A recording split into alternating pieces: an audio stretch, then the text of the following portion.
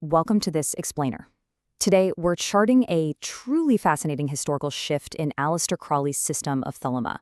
We're going to look at exactly how a notoriously solitary, highly individualistic occult pursuit evolved into structured, community-based group rituals. It's quite the journey, so let's get into it. Here's our roadmap for today. We'll start with the art of group magic, move right into temple safety, and then explore three distinct rites: the Mark of the Beast, the Invocation of Horus, and finally, invoking the Holy Spirit. All right, Section 1, the art of group magic, from solitary practice to community. Now, beginners often view Thelema's core principle, the concept of individual will, as this intensely isolationist thing. And yeah, as Lon Milo Duquette points out, magic is often a lonely art. Initiates traditionally spend years totally alone, just dissecting these incredibly complex texts. But here's the thing. Humanity is hardwired to build communities. Even the absolute most introspective spiritual systems out there eventually pulls solitary practitioners together. So, when we contrast these traditional solo approaches with the modern post-Einstein Thelemic community, we see a massive shift. In this modern context, asserting your own will inherently validates the will of others around you. It's like a giant puzzle where everyone fits together. Group rituals actually act as a mirror, allowing practitioners to safely project and understand their own complex inner mechanisms through the roles played by their fellow participants. Moving on to Section 2, Safety in the Temple, Practical Rules for Physical Survival. Okay, before any magic actually happens, we have to talk about physical reality. Let's be real. Adding people to a dimly lit room full of esoteric implements, that exponentially increases the risk of accidents. Just the law of averages dictates that if you gather enough people in robes with candles, well, something is going to catch fire. So for sure, watch those dramatic floppy sleeves near the flames. And you've got to blunt all ceremonial weapons. I mean, literally, if it can cut you, it just doesn't belong in a crowded temple.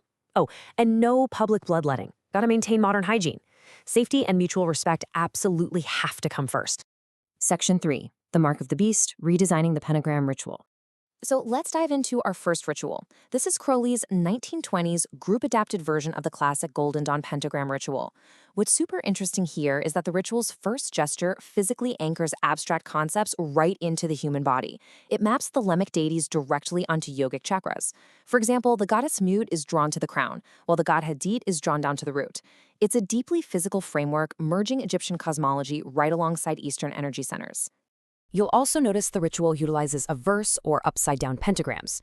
Now, rather than being negative or spooky like popular culture always suggests, this simply symbolizes drawing divine energy down into the material earth, grounding it basically. And while the main practitioner traces this geometry, the whole group actively participates by physically adopting what are called NOx signs, like the puella or the ver. They're literally translating abstract elements into communal physical postures. That brings us to Section 4, the Invocation of Horus, a 1904 Cairo channeling. This is a fascinating bit of history. Back in March 1904, Aleister Crowley was really just trying to introduce his new wife, Rose, to his esoteric world in Cairo. But unexpectedly, she kept falling into a trance, repeatedly urging him to invoke the Egyptian god Horus. Now, a midday ritual on March 19th yielded pretty poor results. But Rose, she insisted on a midnight attempt. And guess what? That success led directly to the channeling of the Book of the Law. It's wild because it proves that even a complete beginner can be the ultimate catalyst in a major magical working. Now, the actual mechanics of this rite, they are highly kinetic. To start, a 44 pearl bead rosary is used to physically pace the vocal calls. This ensures the practitioner doesn't completely lose their place while caught up in all that intense energy. Meanwhile, the other participants dynamically throw their arms out into specific LVX signs, along with the thrusting sign of the Enterer. The entire group literally becomes a physical engine, driving the invocation forward. And finally, Section 5, Invoking the Holy Spirit, the 1920s Sicilian Litany. This specific ritual was used by residents of the Thelemic Abbey of Cefalù over in Sicily during the 1920s. The goal was to invoke the Holy Spirit, which in this context is represented by Isis. And they did this by utilizing a litany, a classic call and response format. This is brilliant because it instantly democratizes the ritual. A designated leader recites the main invocations and the congregation simply replies. It's a fantastic way to ensure that even totally inexperienced members can actively and safely add their energy to the collective working. So during this litany, participants actually take on the archetypal forms of the Egyptian gods. You would literally have people acting as Nephthys, Harpocrates, Horus, and Osiris, with each person delivering very specific calls to collectively invoke Isis. It's this incredibly immersive, almost theatrical experience where everyone embodies a piece of ancient mythology to achieve one unified goal. But here's a funny quirk about this rite.